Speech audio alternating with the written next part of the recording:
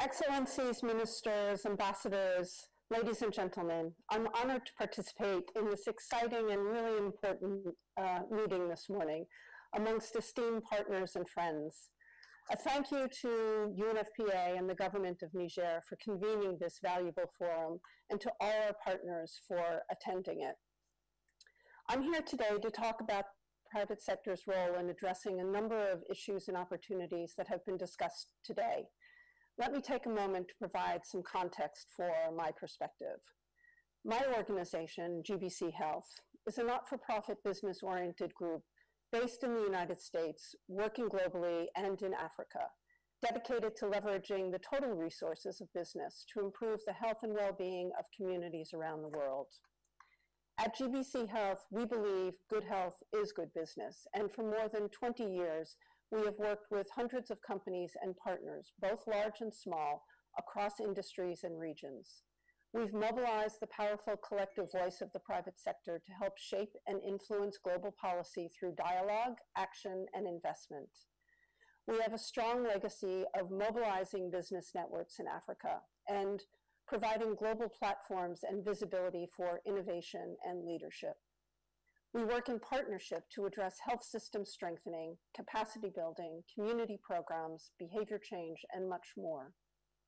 Since 2017, GBCHealth and UNFPA have been working together to encourage smart investments in health, empowerment, education, and employment to reduce vulnerability, support young people, and transform the lives of individuals, communities, and societies.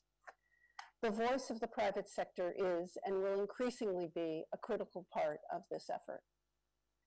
Both Agenda 2030, also known as the Sustainable Development Goals, and the African Union Agenda 2063, which provides the roadmap for African development, provide useful frameworks to help businesses evaluate and leverage the types of strategic investments that are needed to promote health and prosperity.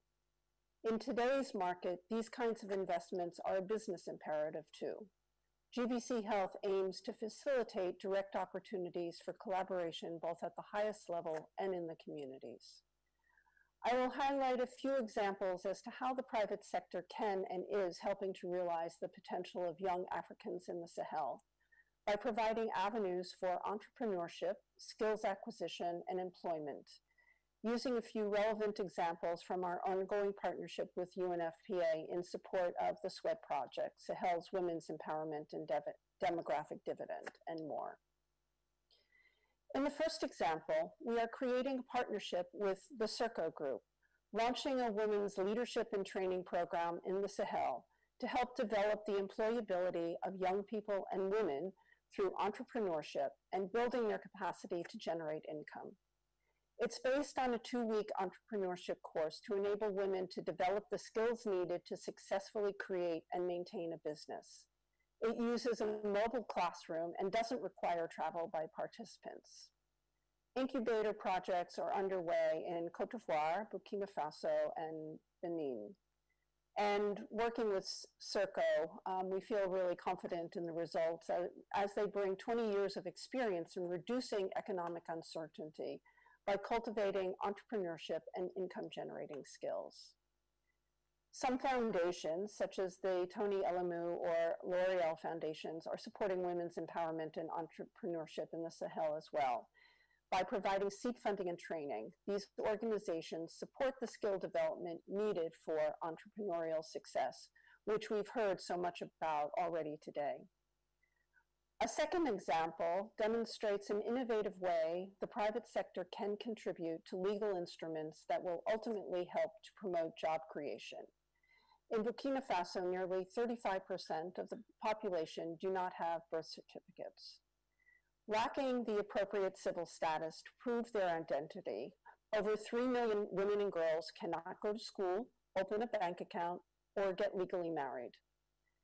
The organization iCivil has created a civil registration and vital statistics system that uses bubble tags and SMS reporting to automatically produce verifiable and authentic legal documents. In addition to birth registration, it offers the possibility of registering youth and adults who have not been registered since birth. Together, we are working in partnership to provide African registries with modern technological solutions which are compatible with existing communications infrastructure. Access to financing is always important, and Merck for Mothers is exploring novel financing approaches to close funding gaps and improve maternal health outcomes. Among the innovative funding models they are testing is the Mom Alliance, Maternal Outcomes Matter, in collaboration with OPIC and a number of other partners, which provides funding to entrepreneurs who are ready to scale their business, helping to de-risk investment opportunities and attract investors to improve service delivery, transportation, and supply chain, particularly important in reaching the last mile. These examples help demonstrate just a few of the innovative and creative ways that the private sector can contribute to sustainable action. But there is so much more that can be done and needs to be done when we work together, aligning goals and pooling our resources, using business-to-business and multi-sector partnerships to address supply chain issues across sectors, to improve agricultural productivity, to improve access to products and services that support both urban and rural environments, to strengthen health systems, water and sanitation, to invest in education. There's so much to do. The coming years will be a period of great opportunity for the private sector to contribute to a rapid acceleration of progress in these critical efforts. Success will require joint action to strengthen health systems and continue to invest in reproductive health, gender equality, basic literacy, education, and entrepreneurship. We call on business leaders and civil society around the globe to join us in this effort. Let's work collectively to ensure talk leads to action and action leads to impact.